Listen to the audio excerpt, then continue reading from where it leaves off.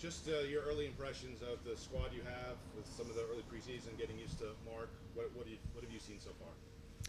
I've been really pleased, frankly, and good to see you, Josh. Really pleased. I think it's always interesting to see how well you can plan and put everything in place, and then you're always just waiting to see the product live. And now it's been a few weeks of training. We've had a couple of games. I think we knew with the continuity we had coming into the year more than we typically do of what to expect in terms of the roster, which I think set us up with a good foundation. But I think what I've been most pleased about is Mark obviously had a lot to do with what we thought was really good about LAFC, but had some ideas on how to tweak things. And what is really impressive is Mark and the staff, both new and old, have begun implementing these tweaks, and the fact that they're already evident just a few short weeks into training is really impressive. How the players have taken on the ideas. There's a really great energy in the group. Everything is positive.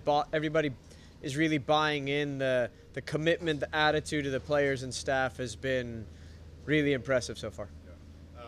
There's been several reports about Denny Bouanga and interest in him. Can you speak about that? Is he in your plans for this season? Should fans expect him to be in Los Angeles?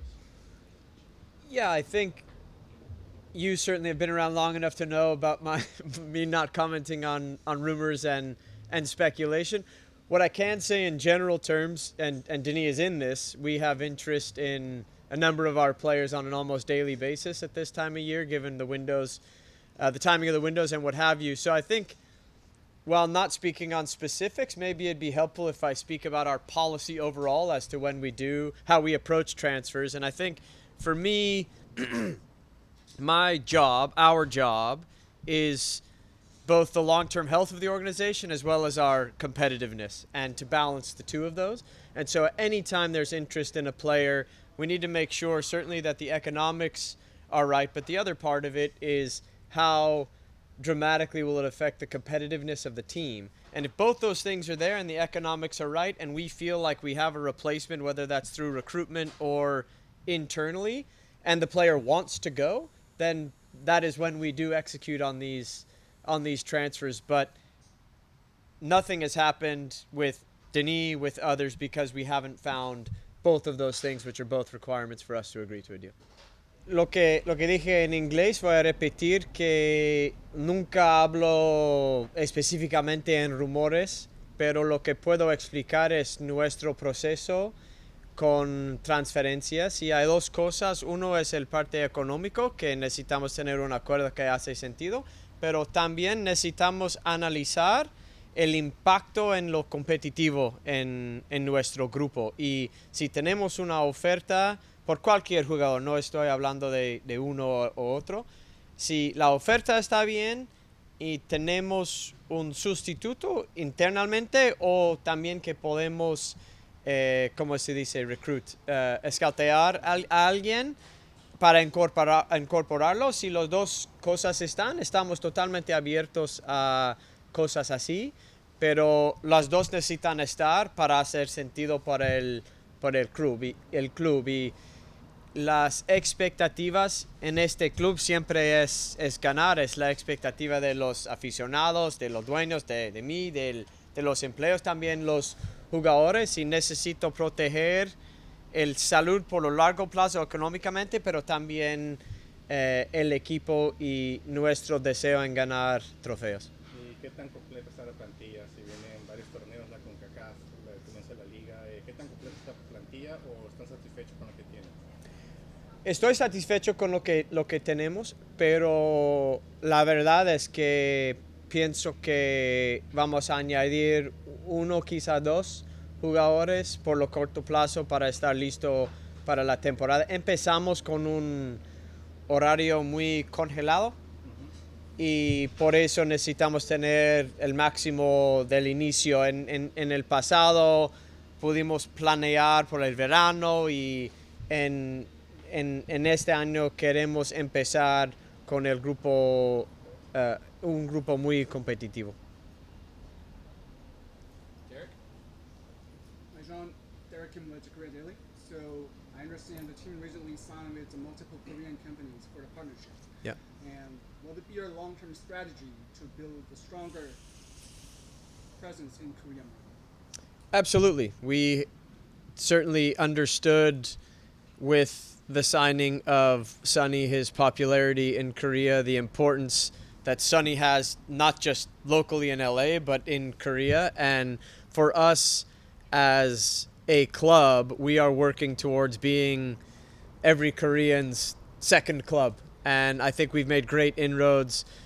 We have a lot of staff on the commercial side that have established some really strong relationships in Korea, and we hope that we're able to plan tours and other things that we can help activate more locally in Korea, as well as all of our activity that we have here in Los Angeles.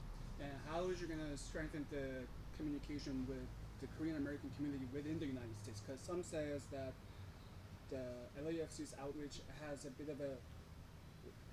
a bit of limited compared to other professional sports teams in Los Angeles.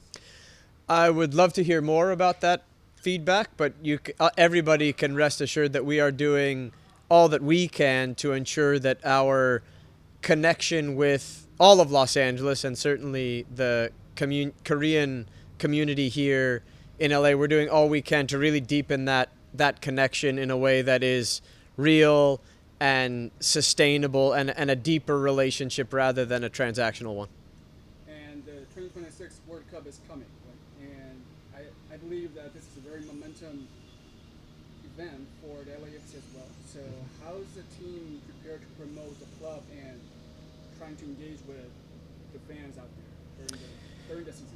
So we will have the benefit of having multiple players that will be playing in the World Cup. I believe last World Cup, if I'm not mistaken, we had the most players in MLS that were playing in the World Cup. So that naturally provides momentum for us as a club, and the excitement we have for our players now to do so here closer to home as well is certainly that's something that is really exciting, and we're looking forward to that momentum building. Obviously, we've got Korea's captain, we have Canadian internationals, maybe some of our locals will also stand a chance of making their national team as well. So we're really excited for the individuals as well as a club and a league to take advantage of the momentum that is growing ahead of the tournament. And how do you assess the compatibility with the new signings and the current squad? Well, just at the beginning, but Yeah, I think it is at the beginning, as you mentioned, but of what I have seen, I think we're all really encouraged. This year has been one of less transition on the player's side than is typical for LAFC, so we're used to this, and we have a phenomenal staff that gets players up to speed very quickly. So we are, like we had with Sonny, we're hopeful that the players who are joining the group hit the ground running, and we are competitive from day one. Hi, I have two questions. So, LAFC has always talked about balancing a player with the experienced player, and we have some new in this season. As you look ahead to 2026, what's the main idea behind how you're building this roster for? Yeah, I think that philosophy has not changed. I think we do have a blend of really incredibly exciting young players. We have a handful that we really believe in, and we also want to be sure that we have the right star players with more experience, and part of our selection process for those players is to ensure that they are the right models for these young players to develop. I know when I was playing, the greatest impact someone can have is when a younger player is coming in and has the right model to look up to within a team. So we do both, and we believe that in that special blend of young talent improving and helping us win here and maybe going on to bigger things, combined with the veterans that provide the backbone and the leadership and the guidance and the structure that these players can grow into, that blend is what I think is not necessarily a secret, but is key to our competitiveness. And then, so since Son joined the team last year, what's the biggest change you've been seeing right away with the LAFC, and what do you expect this season? Well, certainly more Korean media has been here since Sonny's arrival, which is welcomed. But I think what I would speak to, aside from the obvious, the popularity that Sonny has, the greatest difference I've seen is his ability within the group of players and the staff and the positive impact he makes. And I think, in my experience, he is unique as a star of that level of popularity, combined with a humility and a grace that is, in my opinion, he's unique. And so that impact that has had on the group, and now we'll have that for a full season here and then beyond, is something we're really excited to see continue to grow. I believe not even the LAFC, in the whole MLS industry, I think that's only changed a lot of things, right? Absolutely. Yeah. No, I think the numbers of people now watching our league, and obviously we are the driver of that, but the number of the popularity now in Korea, and interestingly, not just Korea, but in the UK and other places Sonny has played. Sonny has a band of followers wherever he has been, and we're just really excited to see what we can achieve together this year. Anything else in person? Yep, right here. Hi, John. This Hi. is Eva from SBS. So, last year, the club made a massive statement by signing Son. And looking for this season, do you plan to use the third DP squad on, like, before the season starts, or, like, say, before later in the season? Good question. As of right now, with Denis and Sonny as it stands, we are going with them as our two designated players, and we've just signed a fourth under 220 player, a very exciting young player from Sweden in Heung-Min Budry. So our model, as it stands now, things can change, is to have two senior designated players, 4 under 22s, and build the squad in that model. And so the season starts with the match versus Inter Miami. So what does it mean to the club to open the season with Inter Miami, especially with Messi at the Coliseum? Yeah, I think we have a game in Champions League in Honduras prior to the opening of the league, which is against Miami, which is a game that we're all incredibly excited about. It'll be LAFC's first ever game in the Coliseum. It'll be, if not the biggest crowd we've ever played in front of, it's certainly up there. And we are so excited about the game, about the excitement that you can feel in the city and the build up to that game. And everybody's focus here, obviously we have the Champions League match and that Miami game, and we will treat it as we should. And we certainly felt like we were a team that could have won MLS Cup last year. We didn't. They did. So, and we also have the memory of them knocking us out in Champions League that I know our guys as competitors, that leaves a bitter taste in the mouth, and we certainly want to avenge those feelings from last season in front of a packed house at the Coliseum. We're going to come back to Josh for a couple more in person before transitioning over to online. Thank you. In terms of Miami, one thing that you guys made clear, and I think other clubs have said after they win MLS Cup, like it's very difficult to compete the following season. Competitive balance is something that's important to MLS. What have you made of Miami's offseason, the signings that they've had? It seems like they've really replenished in ways other teams haven't. Yeah, well, I think it is difficult, and I'm sure they have felt that difficulty as we did. I think that would have been coming out of 22, going into 23.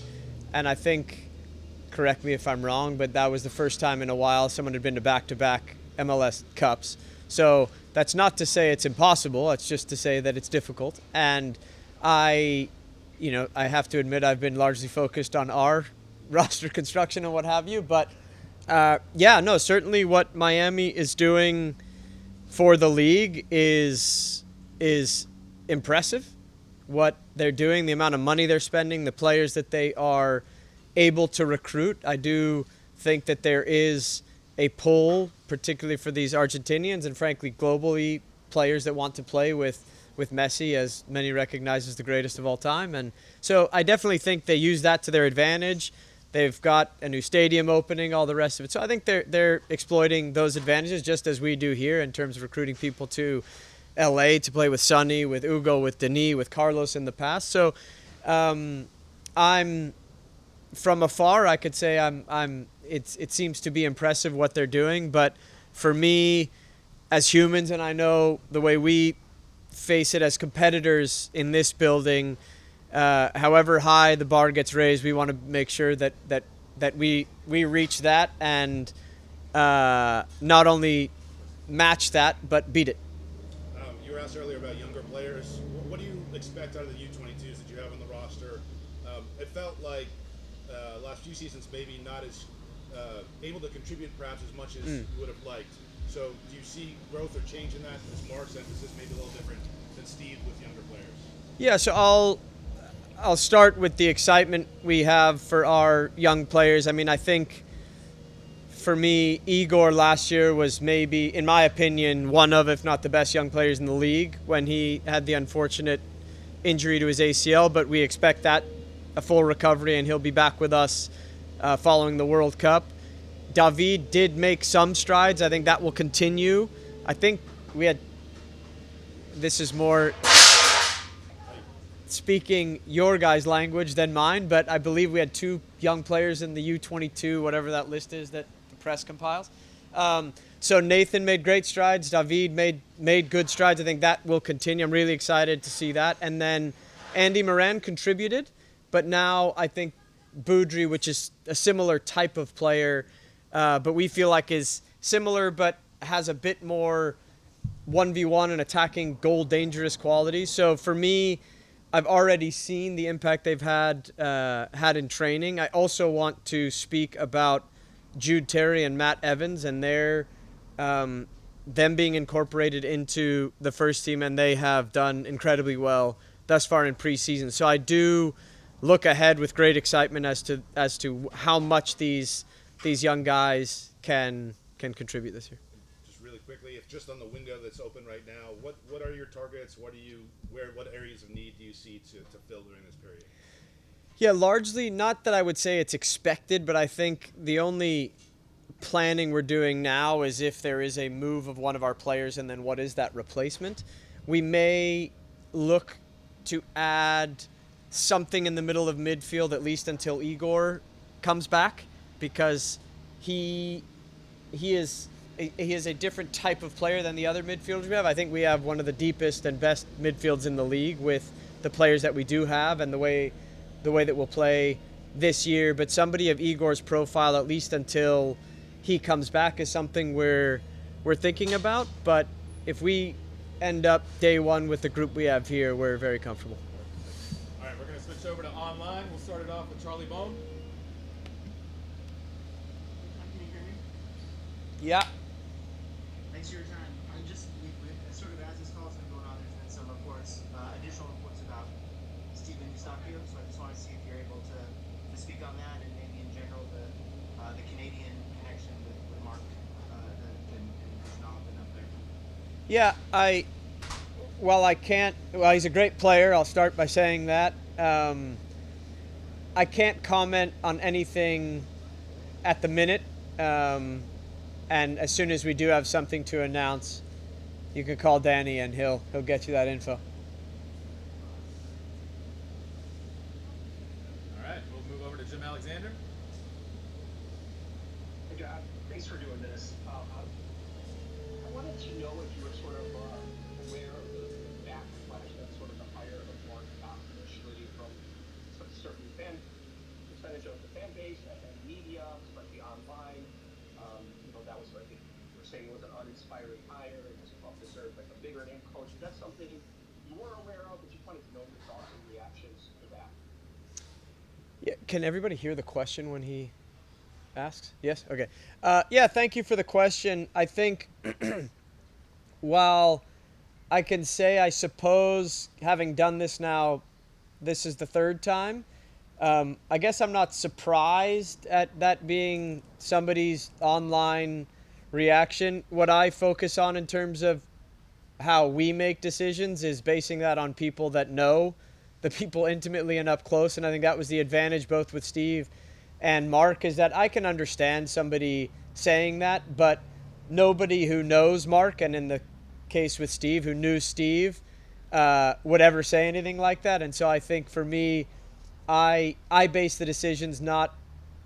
I think it's important at times for me to know the chatter, but a lot of it is noise, and we have a staff that alerts me to the things I need to know, and we stay pretty disciplined in terms of how we make our decisions. And I am confident, as what happened last time, that we made this decision for the right reasons, and those that are not convinced yet will be convinced very soon. Appreciate your answer. Yep. All right, we'll take one last one from Daniel Olea in Spanish. ¿Qué tal, John? Gracias por tu tiempo. Quería preguntarte, esta es el tercer ciclo de LAFC con un tercer nuevo coach. El primero donde tú formas parte en la reconstrucción del equipo totalmente. En lo personal, ¿cómo ves tú esta temporada? ¿Es un reto personal, profesional? ¿Te motiva el tener esto de tener todo en tus manos para poder entregar cuentas? Y si podrías comentarnos algo para lo que el aficionado del LAFC, ya que el eslogan es shoulder to shoulder, hombro con hombro. ¿Qué podrías tú decirle a esa comunidad que apoya no solamente dentro de la cancha, sino afuera? Gracias. Sí. Había como 5 preguntas ahí. Voy a tratar de responder.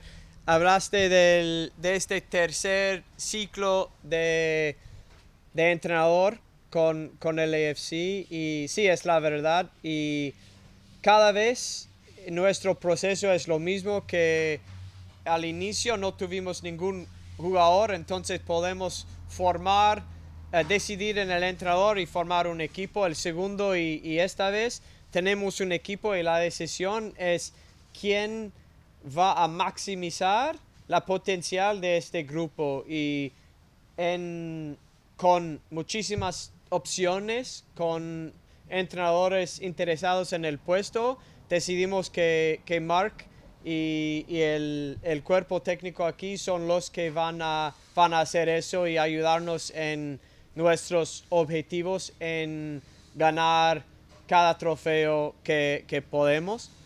Y al fin preguntaste sobre la comunidad y todo eso, y yo soy de Los Ángeles, y una cosa con que estoy muy orgulloso es que con LAFC no solo definimos ganar en la cancha, que necesitamos ganar fuera de la cancha, y eso viene con nuestra relación con la comunidad, y hemos hecho en nuestra historia durante COVID, durante todo lo que sufrimos juntos, que la comunidad de Los Ángeles tiene el apoyo de LAFC. All right, that's going to do it. Thank you, John. Gracias, JT. Thank you guys all for being here and for joining online. We'll see you guys soon. Thanks, guys.